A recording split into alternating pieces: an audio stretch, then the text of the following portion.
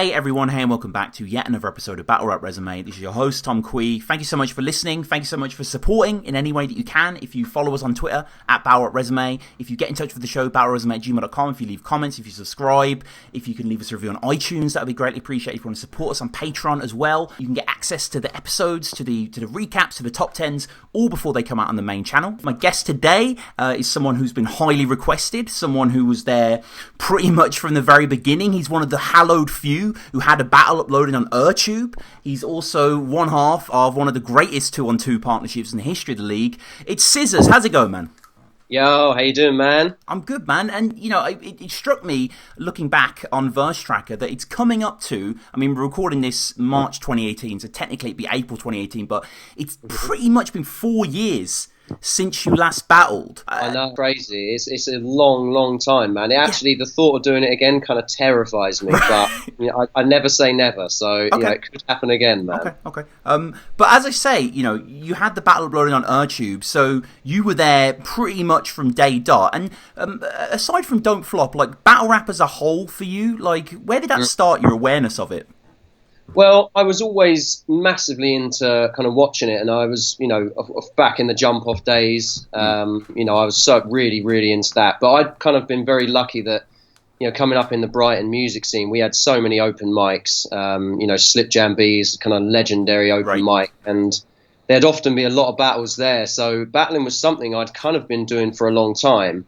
So when it kind of took off online, you know, that obviously just grew, you know, my hunger for it grew more and more. And then it was kind of around that time, you know, and Cruger, they were coming along to Slip Jam B and a lot of the kind of ciphers that were going on in Brighton. And yeah, basically, you know, he knew that me and Dave Enlish were, you know, we used to kind of rap a lot and we lived together and stuff. So, you know, he kind of put it together that me and him would battle Cruger, and then it just went from there. Big Dave, that's something you can't be. You cry yourself to sleep at night cuddling Barbies. Yo, you spent your time hustling bargees since you got fucked in the arse cheeks by the judges at the WRC.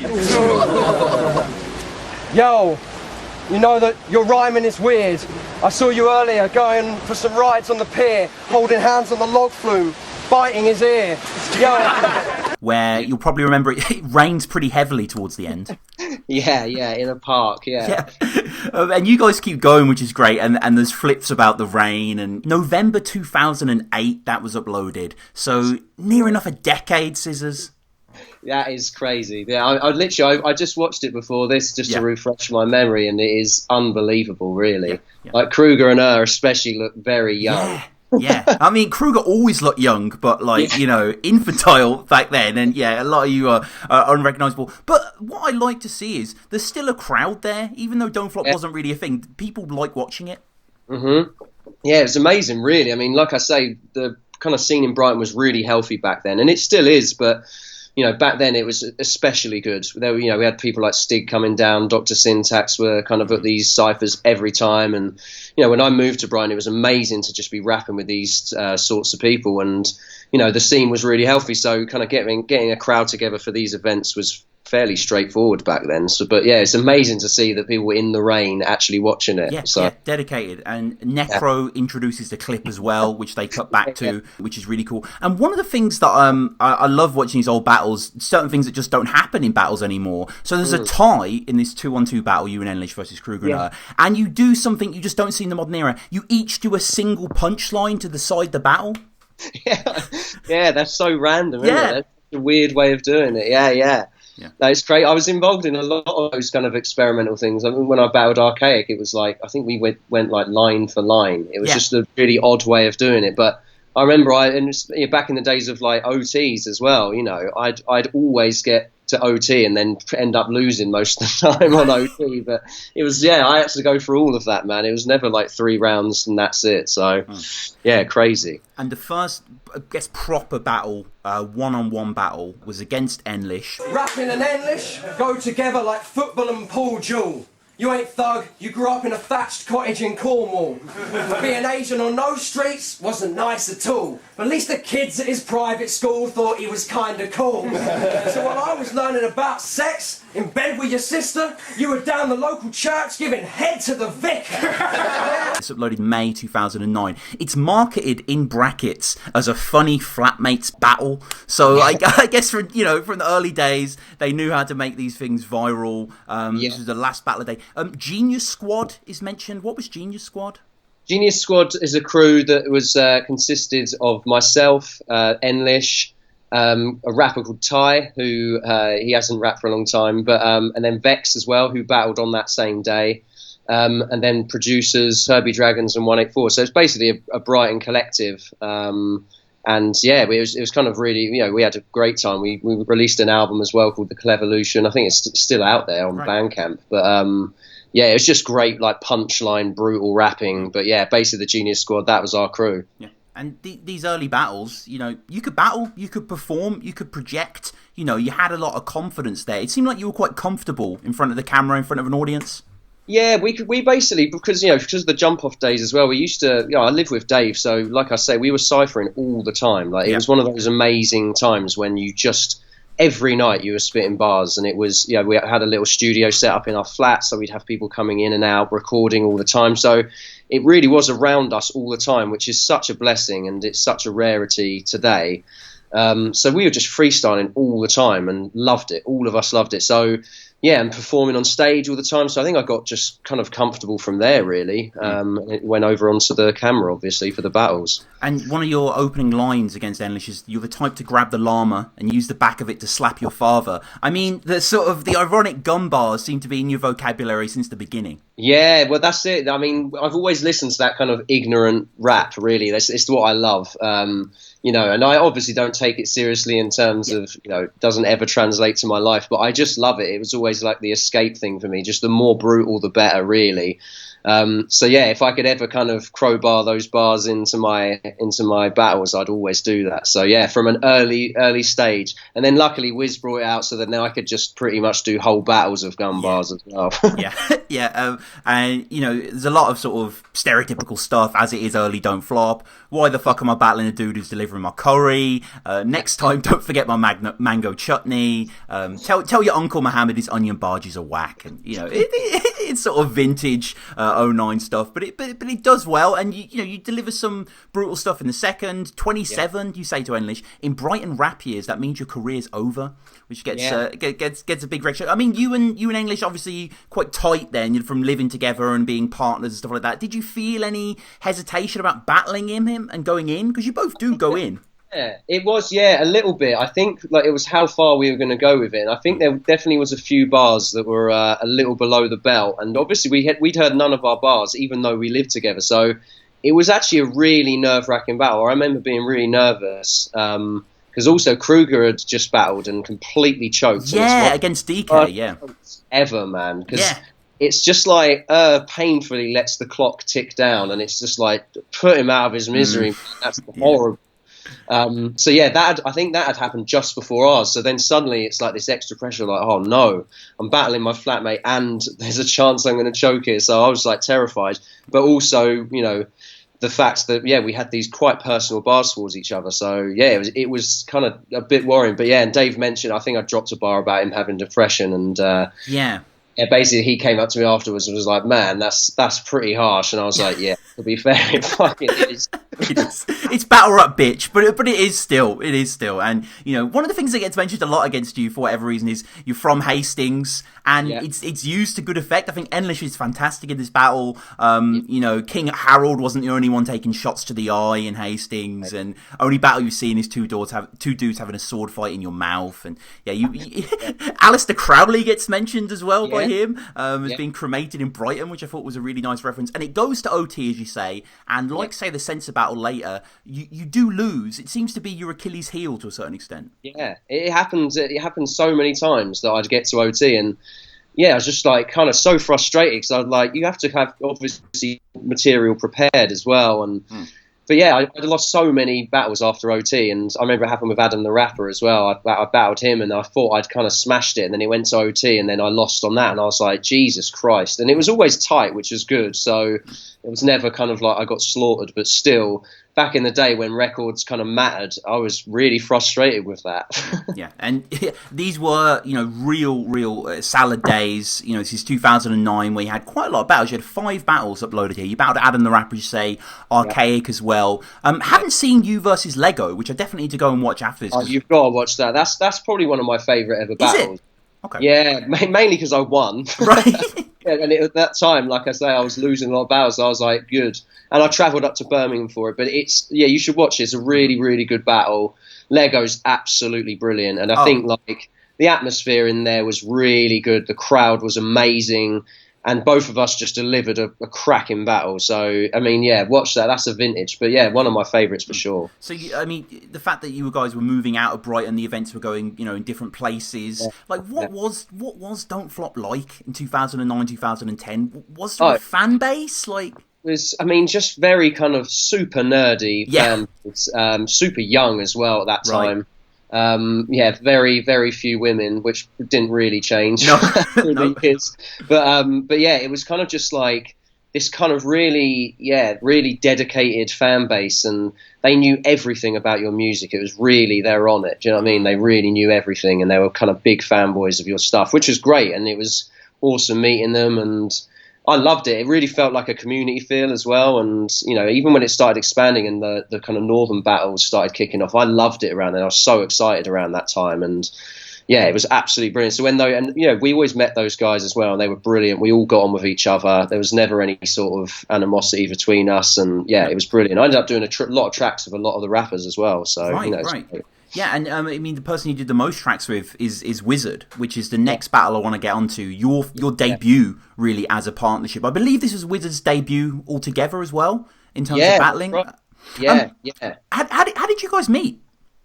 We both met at university. I was studying at Brighton University, but I actually did my course in Eastbourne College, and he was at college at the time. So I think literally I was playing beats one day in the studio, and he just popped his head in and was like, "Yeah, these beats are dope."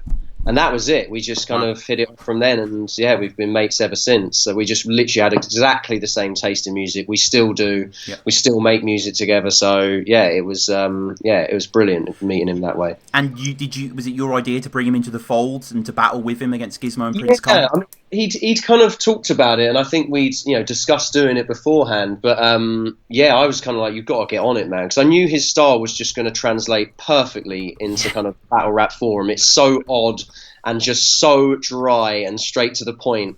And we always laugh that, because his setups are often funnier than his punches, because he literally just says the first thing that he can think of that rhymes with his punchline, and it ends up just, like the sparking things that just kind of took off. Sure. Because it's just like he just literally thought, I can't think of anything else that rhymes with it. That is what's going in, and they just sound ridiculous, but that kind of became a funny thing. So I was like, you've got to get into battle rapping, man, and it worked. Be taking them shots, you be hanging around with dudes, and you say about their clothes they should be taking them off. And you both live alone, but I'm wondering, why would Vinnie Jones' skinny clone bring a gnome?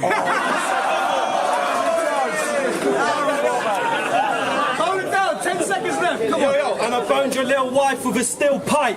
Gizmo was a bitch in the movie, and he is in real life. Check that. I'm dropping bombs. Let's see if you can dodge my barrels, Donkey Kong. OSBs, and this is I loved it. I've really enjoyed this battle. This is a battle that I just hadn't seen before, as with a lot of these early ones, just making the notes. And I think the energy, as you say, people are excited about Don't Flop at this point. Rizzle Kicks is in the background, who you did a few tracks with, is that right, early on? Yeah, I've kind of recorded stuff with Jordan. Like I say, because I had that studio in my old flat where I live with Hines and Enlish. And basically I used to have all the kind of rappers come over and record various tracks. So there are in the vaults some tracks I did with Jordan, Rizzle. There's loads of stuff in there, loads of ciphers and stuff we recorded that never ever saw the light of day. But they're there somewhere on a hard drive. Wow. Gizmo likes jizz loads is Wizard's intro. That's the first thing he says on Don't Flop, which is great.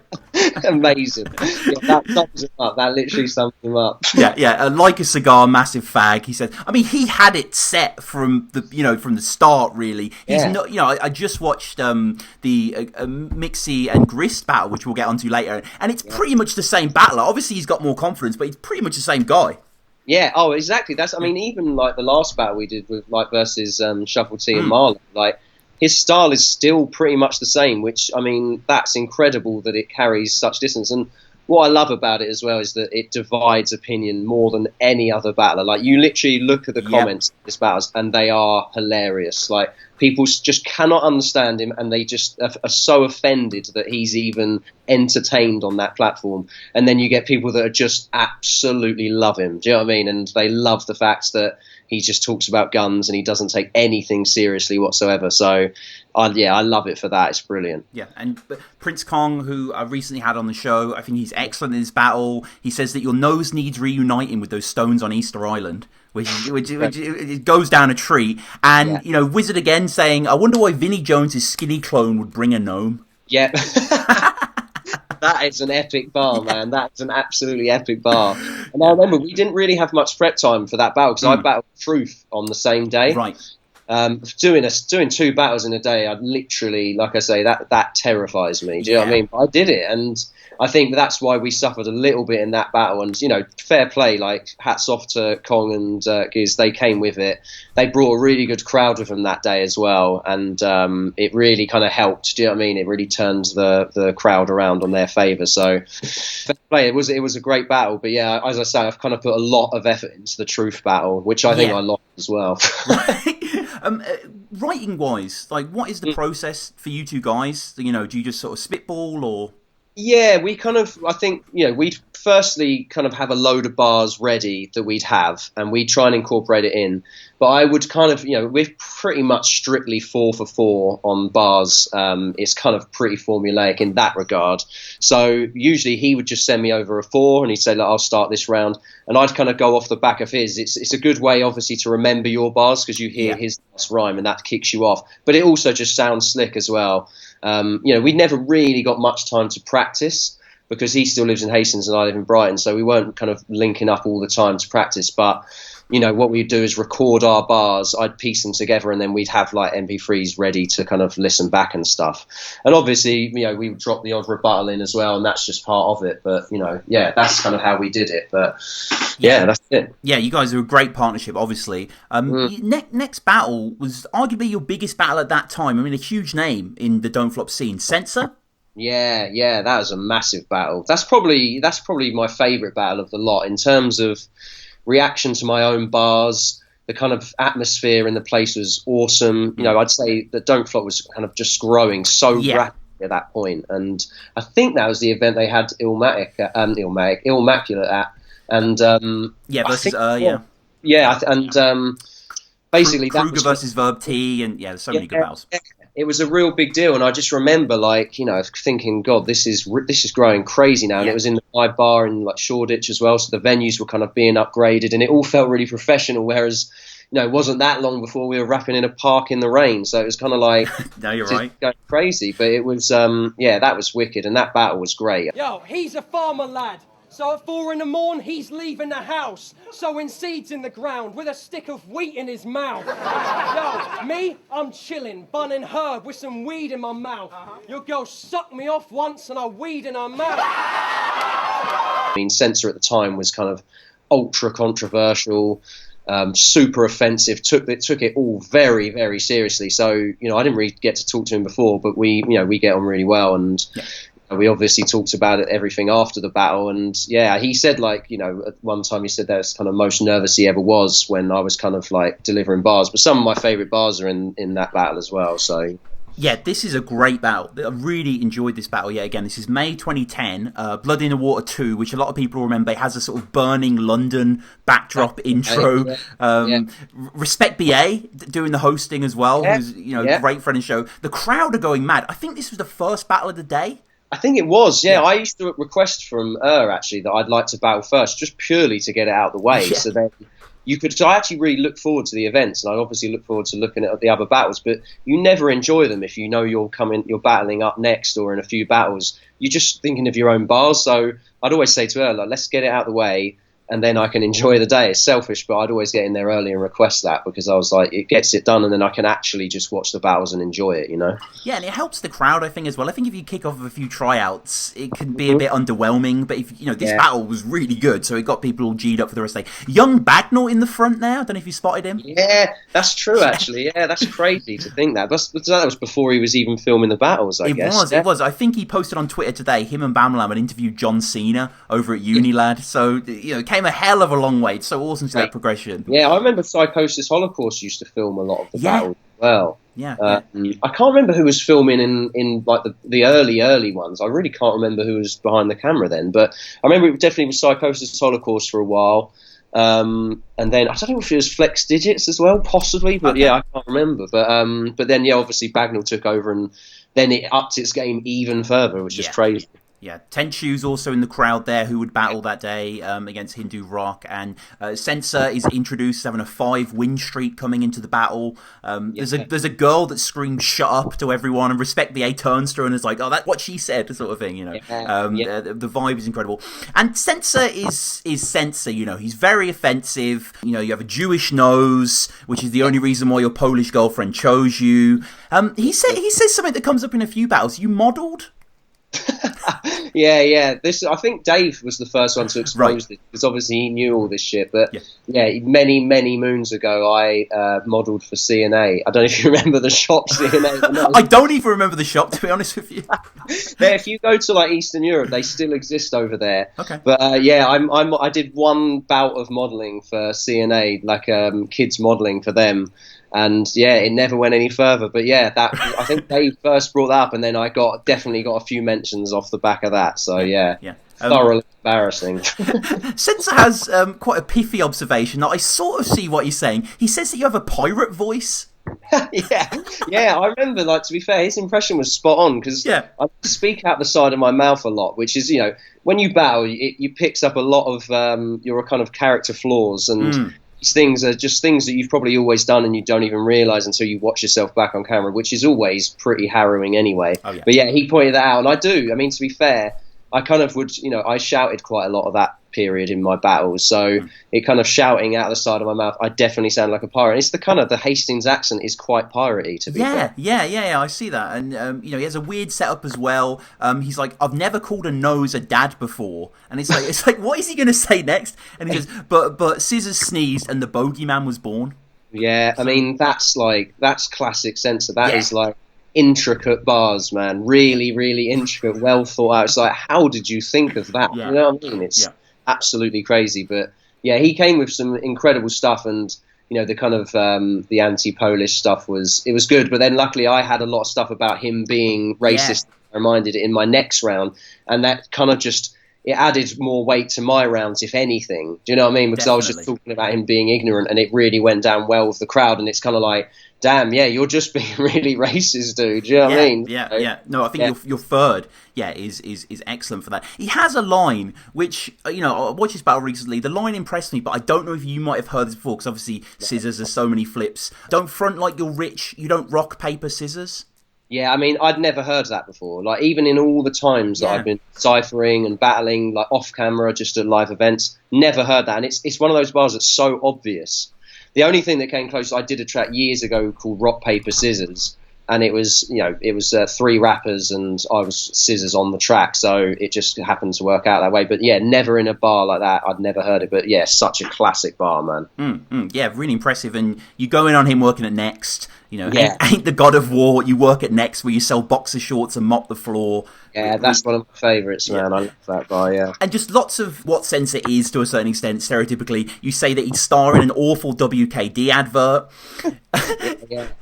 You say that in his CDs, he has Coolio's Greatest Hits and Ibiza Annual 2003, which you can totally imagine. Yeah, exactly. I think that was always my thing. I'd always have angles on really random things. I'd always reference what they eat as well. I don't know why. I used to be a chef, so I think that was kind of natural to that. But I'd always reference I think I talk about him eating shepherd's pie. You say he's as hip hop as shepherd's pie in the third. Right. Yeah, and I think a lot of people quoted that bar back to me, so I was like, okay, that went down well. So that's. But you get like a 1-2 punch really at the start of your third. As you say, Sensa has sort of gone on and on about the Polish thing. Diss my chick and call her an immigrant proves you're about as cultured as Nick Griffin is. Which, you know, uproar to that. And Nick Griffin's a very 2010 reference as well. Yeah, he was really current at that time. Yeah.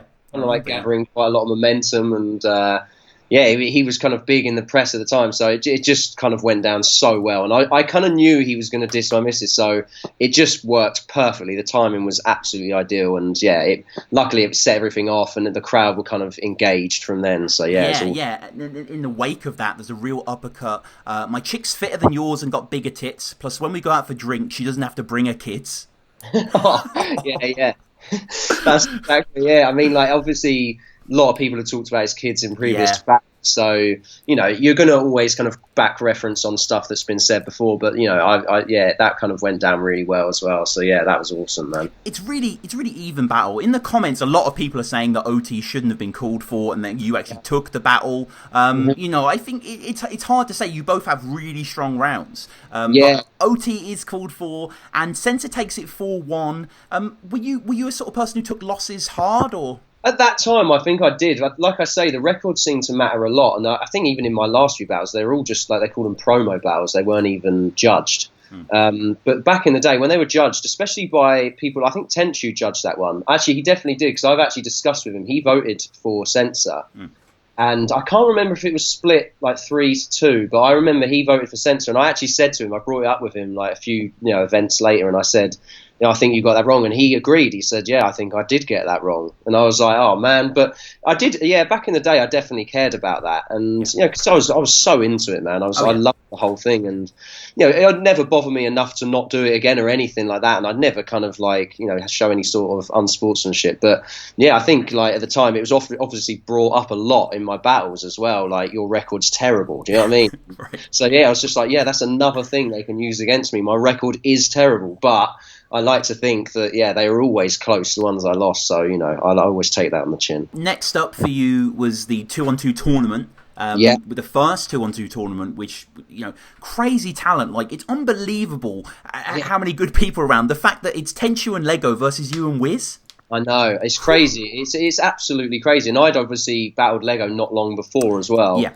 But that, again, it was a really tight battle. I think that went to OT as well. I can't remember, but that was the one like Ed Sheeran judging and stuff. It was just mental. I mean, like, again, absolutely packed out venue, and the crowd just on it. Everyone was drunk and just rowdy, but in a good way. And, you see, so again, I think like Rizzle's in the background, or Rag and Bone Man's in the background, Ed Sheeran's there. It's just crazy, like how these people have gone on to do like incredible things. And like so much talent in that room, man. And like you say, to draw me and Wiz versus Lego and Tenchu was just incredible. I remember the day when it got drawn, and we were kind of like, damn, that's a tough draw. Like, we could have got a little bit easier, but so be it. It was a great battle again. So, Yeah, and I mean, there's no shame in losing to them, because they obviously went on to win, went on to battle Diz and Awkwards, and they were an insane partnership together, and it was so good. The chemistry of those guys was just absolutely brilliant. Like, very different styles, but just worked so well, man. And like Tenju at that time was just a beast, like an absolute beast. Like, just taking everyone apart, man. And fair play. Like, he is just so good. Like, off the top of the head, incredible. Rebuttals are amazing, and writtens, just, delivery, presence. He had the lot. So it was dope. You battled Jay Walker next, which is a battle that I've not seen, but I'm just interested. How did that go down? That was in the same venue you battled Sensa at? Is that right? That's right. Yeah, the Vibe Bar. Yeah, it was. I can't remember how it kind of came about, but obviously it was the battles at that time were getting a lot more international. I don't think I'd battled anybody international at that point. So it came up, and I didn't really know a lot about Jay Walker, but the scene was obviously King of the Dot was kind of expanding, as was Don't Flop, and they kind of said, do you want to take it on? I was like, why not? And it was a good battle. I think I beat him fairly comfortably. I mean, that was the first time I ever met Disaster, because Disaster was judging that battle. Wow. And he was really complimentary, and I was kind of like blown away by that at the time. I was like, that's awesome, man. And I remember just seeing him kind of like react to the bars was a big buzz, man, massive buzz. So it was a really good fun battle, man. But I think I won it relatively comfortably. Yeah, that was they got some good names over. I mean, Solcon came over there to battle Sensa. Real Deal versus Def. Jolly J was there. Yeah, it was Bartone battled Lego as well, which is Redzer. That was some really good times. And again, it was just another sign that things were growing at such a rapid rate. So yeah, it's crazy. And you battled Oshea. You're nothing, dummy. This in your job at Morrison's ain't original, but it is fucking funny. So tuck your tummy. You look proper bloated. He gets paid peanuts. He don't care as long as they're chocolate coated. And you act like a stand-up comedian, but do not get dough, which is ironic, because in real life your job's a joke. Look, at my work, I'm collecting the checks, getting respect from executive heads.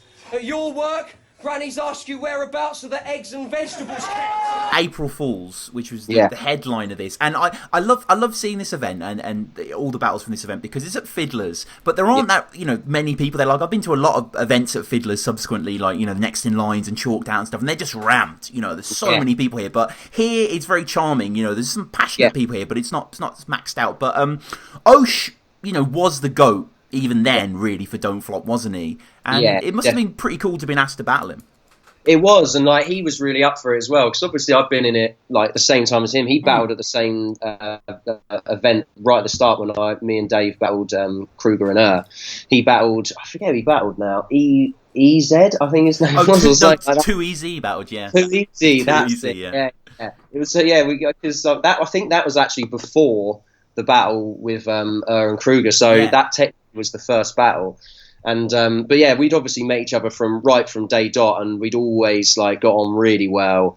We'd always had a laugh. We always talked about each other's battles. So he was someone I really wanted to battle. I always kind of enjoyed battling people I got on with, and I never took the battles too seriously in terms of going hard at someone super personal or anything like that.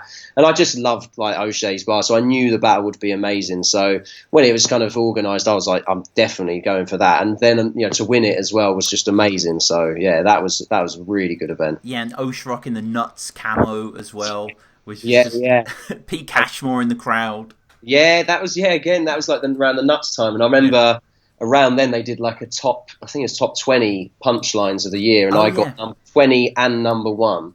Oh really? What was number 1? It was the one against Sensa where I said you get up, it's something along the lines of you get up at 4 a.m. with a stick of wheat in your mouth. Oh. I'm always chilling, bunning her with some weed in my mouth. Your girl sucked me off once and I weed in her mouth. Yeah. Which still goes down and still gets quoted today when I bump into kind of fans from back in the day. They still quote that bar to me. So yeah, that was awesome, man. But the Oshea battle was just such a good laugh, and that again, in a really good event. It was a lot smaller because I think, like I say, it was kind of growing at that time, and to set it in a pub was a bit weird, but at the same time it was really cool, and the crowd were small but really on it. So yeah, it was cool. Yeah, I guess that was the first Fiddler's Elbow event.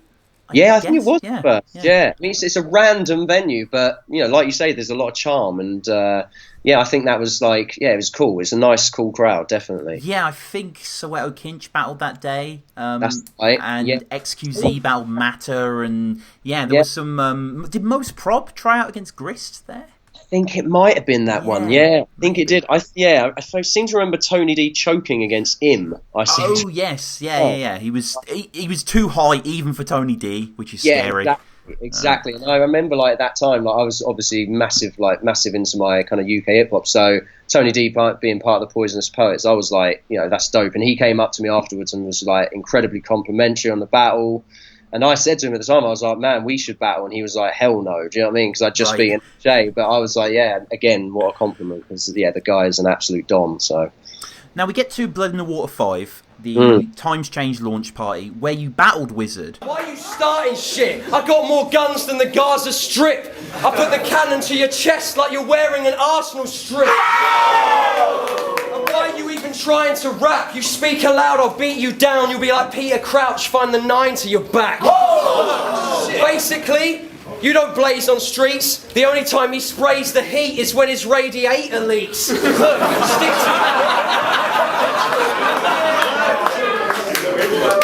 stick to making beats, or your melon splits like this. I roll with a pump like a well-equipped cyclone. It's not the sort of you battling Enlish, close friends going in. It's just the full-on gun bar fest in the best possible way. How did this come together? I think me and Wiz discussed it first, and then obviously put it to and was just like straight off the bat was like, that has to happen. If you guys are down, that has to happen.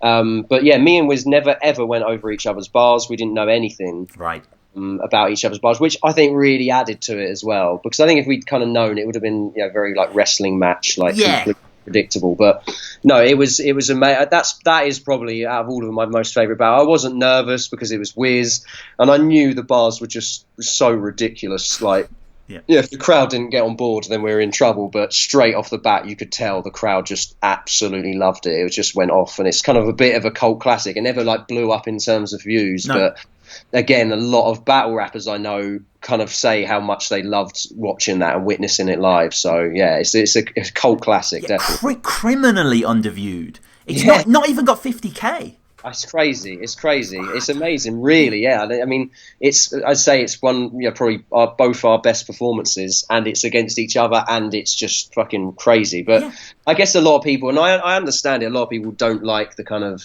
parody stuff, and I definitely get why they don't. But for me, at that time especially, I just enjoyed doing that stuff. It was just so ridiculous, and like especially using real kind of English things with gun punches just sounded extra ridiculous. Do you know what I mean? Like, well-equipped cyclist and stuff like that. Roll like a well-equipped cyclist. And there's one of my favourite of mine was about you're like a window pane because you'll be you're like a window frame because you'll be filled with pain and surrounded by lead flash. It's just like, it's such a ridiculous comparison to a gun, but it's brilliant. I was just like, that's got to go in. Yeah, it's kind of like Wiz against Grist and Mixy when he's like, shit supermarket, always some sort of biscuit on offer.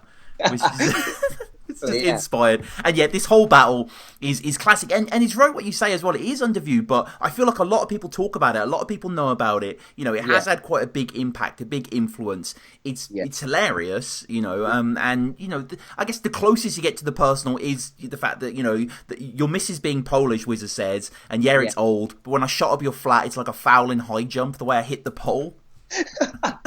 Incredible. Absolutely incredible. Yeah, and like you say, there's like that is really as personal as it gets. I think I mentioned that he delivers pizzas, and that is about it. And I think I talk about his parents, but in the most ridiculous way, about like, I hit your mum with a vase. Something like that. Your mum's having a bath. I hit her over her head with a vase while your dad's playing guitar. It's just so ridiculous. But and we kind of knew it was never ever going to be personal because me and him, we never talk about that shit. It's just always just going to laugh. So and there's sort of a football section in your second that's excellent. Stay with the Hammers, like West Ham's best fans. Oh yeah. I think that got slept on a little bit, but a few of it does. I mean, this battle has a bit of a renown, really. There's very few Don't Flop battles that are transcribed on rapgenius.com, but this is actually one of them with annotations. When I first saw that, I was just like, this is crazy, and they do like even little highlights of like their favourite bars, I guess, or like the biggest bars. And it's crazy. When I first saw that, I was like, that's amazing. But like I say, I think for real kind of hardcore battle rap fans, that battle was a real classic for them. And I don't think it kind of spread to the masses, but a lot of like battle rappers especially, they love it. And a lot of people that go to the events, they love it, because I think the energy for both of us, it was just complete, having a laugh, and it was just taking nothing too seriously. And I think for a lot of people, they love that battle, man. Yeah. It's a masterpiece in my eyes of this art form. We can pour over it forever. Llama speaks to you. It's Emperor's New Groove. That's inspired. That is just incredible. Yeah, I think Wiz dropped that on like one of our tracks. I mean, a lot of the bars. Yeah, of course. Wiz, we're in a crew called the OSB's, Original Scumbags. So we'd obviously, there was all just that, gun punches and just filthy bars. Do you know what I mean? So a lot of it was taken from that for sure. Yeah, and I like the way that you end it as well, basically saying, if you're a nerd on YouTube that's saying, why are you talking about guns, then I'll murder you too. And just acknowledging that it is ridiculous, and anyone thinking it's anything close to truth is ridiculous themselves. Yeah, exactly. And it's like, it's so funny because obviously the comments were such a big deal back then, and like, it was just, by that point, I didn't take any of them personally, because you have to have a thick skin. If you're going to battle rap, you really have to have a thick skin. Don't go through the comments if you're going to get upset. No. And like, I just used to love going through the comments in the end, because it was just so funny how like people got really annoyed that we were just talking about guns. And it's like, well, just don't watch it, man. Like, why are you wasting your time watching a battle? Like, if it's annoying you, do you know what I mean? But yeah, it's incredible. And I recently did a video where I went through and trawled like the best comments about Wiz, and got him to read them out, and that was just absolutely classic, because he gets slated big time online. So yeah. And the next battle, which was actually your final solo battle versus Jack Flash, that I want to touch on quickly. I mean, talking of Don't Flop leveling up, To the Test 10 was the next pedigree, wasn't it? Yeah, it was. Yeah, that was a big step up, man. It was massive crowd, really intimidating venue. I think that, when I look back, I think that was the most nervous before a battle I've ever been, because I can't remember, we probably went right in the middle of the day, but again, like I was saying earlier, like watching all the battles, I was just so nervous, and the atmosphere was like electric. It was so tense, and in a really good way, like really, like it felt hardcore. And I remember the ceiling was really low, so you just couldn't even see the back of the crowd. It was like that big. Yeah. And yeah, I just remember feeling quite nervous, and obviously it was in Leeds, Flashes from Huddersfield, so he had massive home field advantage. And I remember when they were introducing us, the whole crowd were just chanting like Yorkshire, Yorkshire, and it was just like, oh god, like they're already on his side. So yeah, that was really nerve wracking, but again, a really good battle, man. And it was the only time I kind of came close to choking in a battle. I'm kind of lucky that I never really ever choked in a battle at all. But I think that was kind of testament to like being able to freestyle, or at least being able to like draw bars from somewhere until you kind of get your thread back. Because there's a bit in it where it actually goes down to be my best bar of the battle, where I talk about, I start listing off things I'd rather do than listen to Flash's album with Wiz. Yeah. And it ends up I'd rather sit at home and watch paint dry, and it just goes off. Do you know what I mean? It just goes absolutely off. But leading up to that, I'd completely lost my thread. I was like, oh my God, I don't know where I'm going. But luckily, the bar went down so well, it gave me time to kind of get back on course and then go back to the bars that I was meant to. So, but yeah, I that was definitely the most nerve-wracking for sure. Yeah, and you sort of say if he's Huddersfield's answer to Drake, you going on the auto-tune stuff as well. Hire a hooker so he can cuddle in bed, and the crowd are just, I think it was like 14 and over or something. So the energy is really high there, and this marks your first kind of prolonged break. Really, you had been battling pretty regularly to this point. So you come back with the 2-on-2 with Wiz, which we'll get onto against Grist and Mixy. So what was that? I mean, you had been battling pretty intensely. Were you just but alternatively, Don't Flop was getting higher and higher. Did you not want to get more involved, or? Kind of, it was weird. I think I really kind of missed the days of it being a bit more fun, and I think it got to the point where everything became incredibly serious. And I was just basically, because I was working in London like I still do, and my weekends were really precious to me. So I was, these things, you have to sacrifice your whole weekend to do it, which it doesn't matter. But when you're traveling up to Leeds and stuff like that. And also the prep, like people don't realize the insane amount of prep you have to put in for a battle. It's crazy. And as soon as you take that battle, as soon as you accept that battle, the nerves kick in straight away. And they're good nerves. They really are. Because once you come off the stage, it's exhilarating. But I just think at that time, it just seemed like a hell of a lot of effort. And, we weren't really being paid much. So it was kind of like, what really am I doing this for? Yeah. But, and I think it's just, like I say, I used to really love the whole ciphering feel of it, the kind of more impromptu feel of it. And it got, just like I say, incredibly serious. And part of me really wanted to kind of get on board and go along with it. And then part of me was like, you know what, I'll let them kind of do their thing. And there was definitely never any animosity towards it. But I think that's why I kind of went back into 2-on-2s, because I enjoyed that more again, and it felt like going back to the enjoyment thing, like sharing the stage with Wiz, us doing bars together felt more enjoyable again. And obviously it's kind of half the work, you're doing half the bars, so in that it's a little bit of laziness, I guess, but I think that's what it was. And I loved, obviously kept following it and kept seeing it evolve and grow. But yeah, it was kind of just, I'll take a little bit of a backseat for now. But it was obviously great to get back involved again. Yeah, it's funny you mentioned actually, because a few people on the show have said that To the Test 10 was their sort of turning away point, pamphlet and flex digits, and I think it was a kind of sea change for a lot of people involved. You came back though for Checkpoint, which was a fantastic event. You guys kick off the event versus Grist and Mixy. 4 Berettas get rid of Mix like I shut up every vinyl store ever. We in the club getting tipsy with some sluts drinking fizzy, while Mark, Grist and Mixy in the park playing frisbee. Harm me or diss me, us and carloads of gypsies all armed with machetes to your yard and your history. Yo, with the bars we get busy. This kid is frail. I've always got them well-oiled arms on show like the chipping days. Yeah. Was this a bit of a no-brainer? Because it was such a cool matchup. Yeah, it was, and obviously, like, it's complete clash of the opposites. And you know, I think genuinely they won on the day in terms of they got us right and they nailed it. I really think they nailed it in terms of the angles they came with. They made us look a little bit foolish, whereas I think people have struggled with that in the past. You know, I think even Marlo and Shuffle T struggled with it. You know, yeah.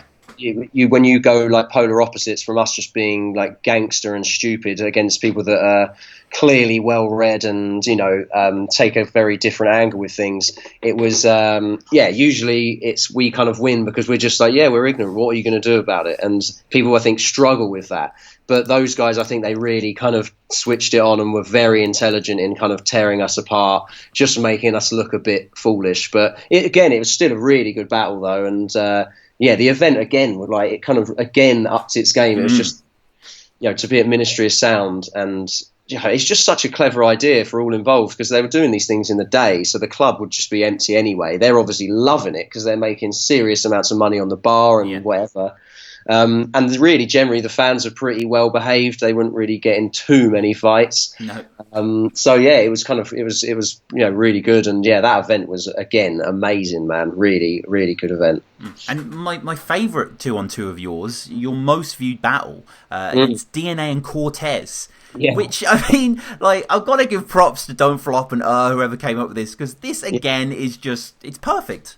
Yeah, it really is. I mean, when that came about, I just never thought that would happen. But to be fair to he's always been like a massive fan of me and Wiz, and like I really feel he really liked everything we've done, even so more than like other people. And you see it in the comments a lot. Like reacts to our bars quite a lot, man, and more so than I think he does with a lot of other people. And people actually like pull him up on it and say, why is he overreacting to the bars so much?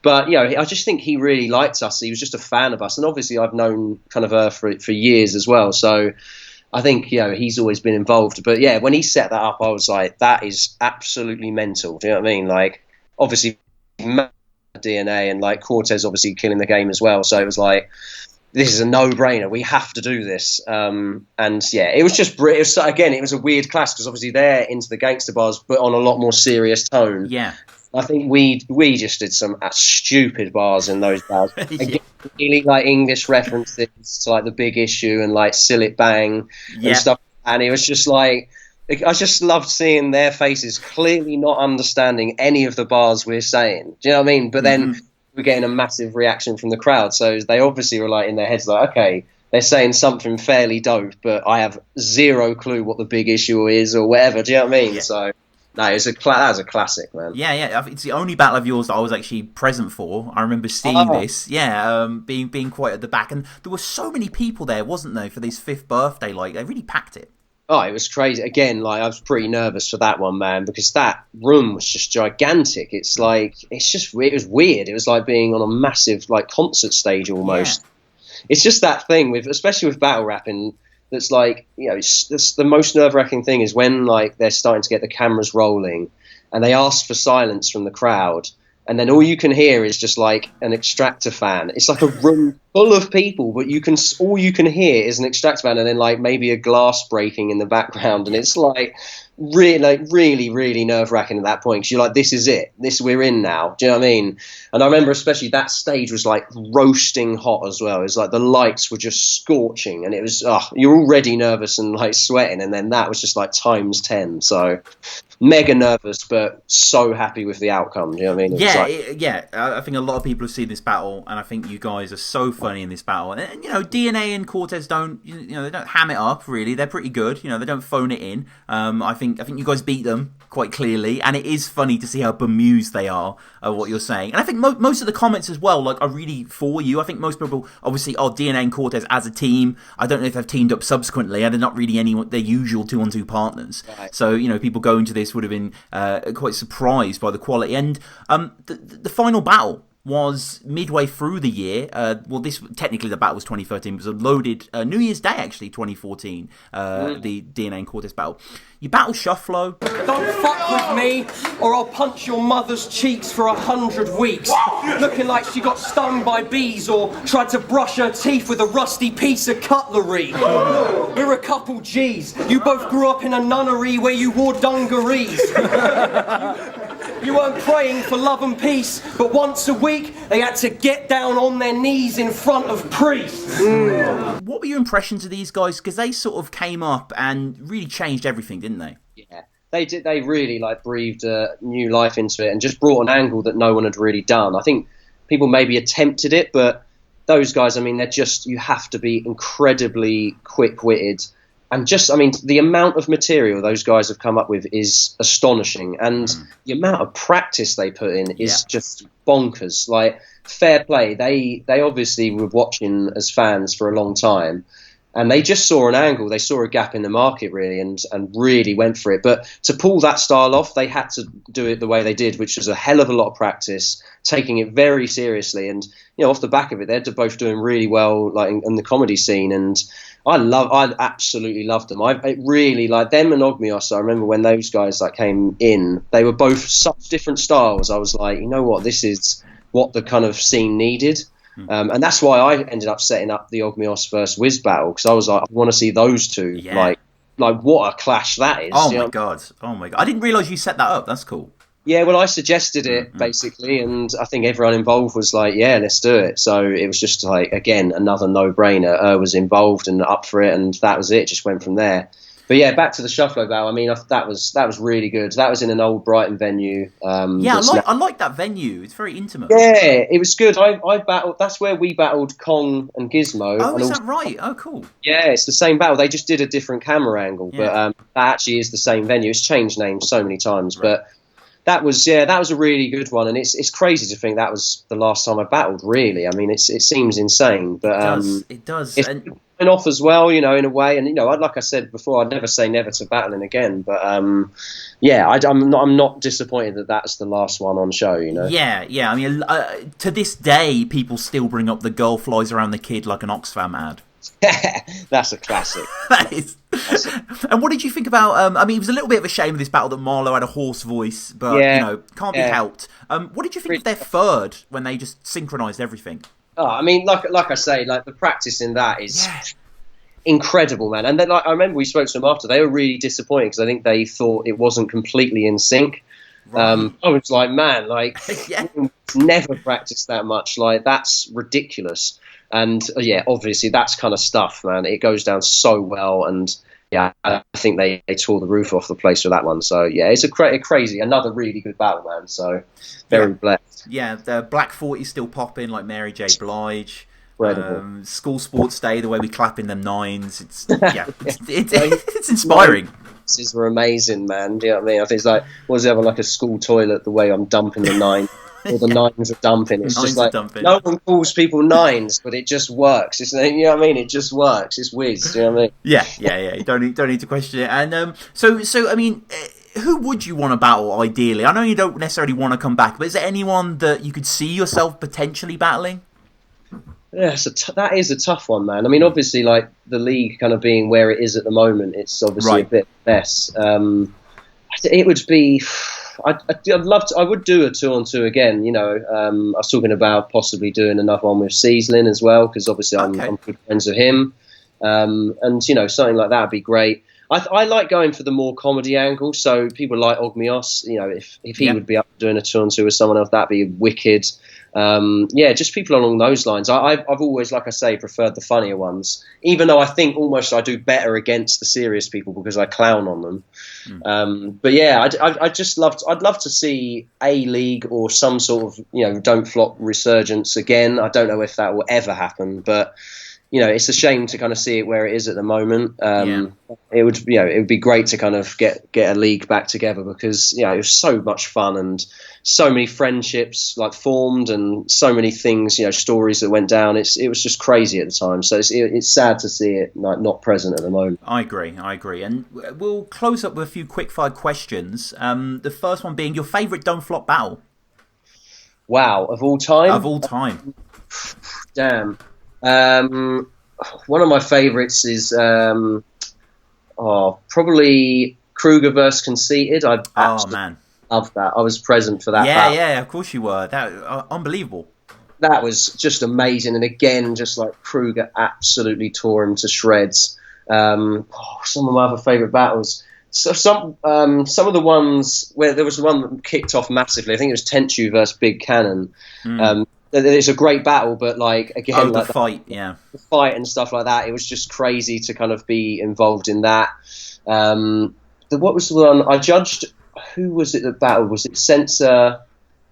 It was for a title match, I believe, in Leeds. But that was a crazy battle. That whole event was amazing. Obviously, all the Lunacy stuff as well. I don't think I ever got to witness Lunacy battle live, but yeah, he was crazy as well.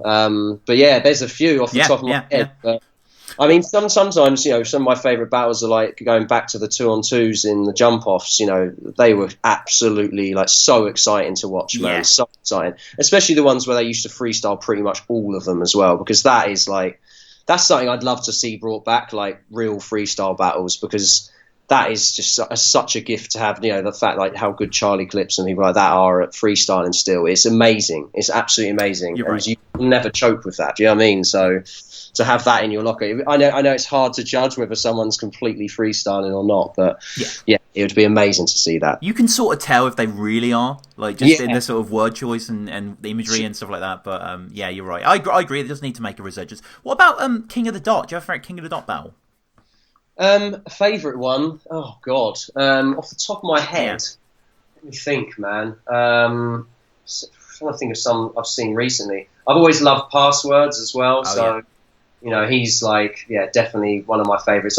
His one versus, he actually lost pretty badly, but him against Charlie Clips recently was really good. God, I'm trying to think now off the top of my head, man. I'm so bad at these questions. God, King of the Dot. I love Pat Stay as well. Obviously, he's had some incredible matchups. Some of his title winners were just absolutely insane. I really, big fan of Pat Stay. Disaster, he's always going to bring a crowd as well. So, some incredible battles there as well, man. What about URL? Are you a fan of URL? Yeah, I am a fan of URL. I've gone off it massively in the kind of past few years. I really kind of, I don't know, it's just got a little bit tiresome. They go on for so long. They repeat bars massively. Yeah. Crowd often awful as well, like really bad. And it's just a little bit, if you've got to invest a good hour to watch a battle these days on that channel. But one of my favourites from there is an older battle. It's Iron Solomon versus Math. Like, I remember that. Man. Just like, that is an absolute classic, man. Like, both incredible, like absolutely incredible. And like, I think that's Math's bar where he says like, you beat your meat like Rocky in a freezer. It's just like, back in the day, that was just like, oh my God, that's crazy. Even now? Even now. It's still an incredible bar. And there's like Math, Iron Solomon says something about you sell, sound like Eminem or something, and then you sell M&Ms on a train and stuff like that. It's like, oh my God, like crazy. But both absolute like legends going at it. So that's my favourite. Cool choice. Final two questions, non-battle rap related. Scizzahz, what's your favourite film? Favourite film? I've discussed this recently. One of my favourites is Jacob's Ladder. Okay, not seen that one. Okay, that's a real classic about the Vietnam War. Oh God, off the top of my head, I have to say The Shining. Of course. Big horror fan, and for me, that's never been topped. It's just absolute classic, so original. No one's ever done a horror film as good as that since or before, in my opinion. So yeah, The Shining, man. And final question, your favourite musical artist or band that are in no way hip-hop related? Oh, favourite band. I really like Queens of the Stone Age. Oh, me too. Yeah, they're great. Yeah, I love Queens of the Stone Age. Always been into them, and I think they've always been pretty consistently good. They've had a few duds, but generally their albums always have at least a few really Songs for the Deaf is incredible. Yeah, Rated R, yeah. Absolute classics. So yeah, that's that non-hip hop related. That'd be them. Yeah. Really into Wolfpack as well. I wouldn't say they're one of my favourites, but. And then artists, I'm really into old school artists like Otis Redding, Led Zeppelin, Yes, The Doors, Rolling Stones. Always been into that. Steely Dan, I'd probably say. Oh, I love Steely Dan. They're obviously majorly sampled within hip hop, so it's kind of linked, but non-hip hop, and I absolutely love them, man. Yeah, they're just so smooth. Smooth and super funky and super soulful. Yeah, absolutely amazing. Yeah. Well, I guess finally, how do people, get at you, your music, that sort of stuff? Yeah, I've got SoundCloud is kind of like I'm more much on the instrumental thing these days. So yeah, I mean, I haven't kind of rapped on beat for a long time as well, but yeah, still very, very much like into making instrumentals and releasing those. So if you go to soundcloud.com/Scizzahz, you'll find kind of all the new stuff on there. A lot of collaboration stuff with Wiz as well. And then scizzahzbeats.com is the website as well, and I've got all my tracks up on there you can hear and download. So yeah, check it out. All right, well, thanks, man. This has been a great episode. It's been awesome. I want to say thank you everyone for listening as well. Follow us at battlerapresume if you want to support. Leave us a review on iTunes, Patreon, all that good stuff. But Scizzahz, genuinely, this has been awesome. Thank you so much, man. Wicked, man. Thanks very much, dude. I look forward to hearing it back.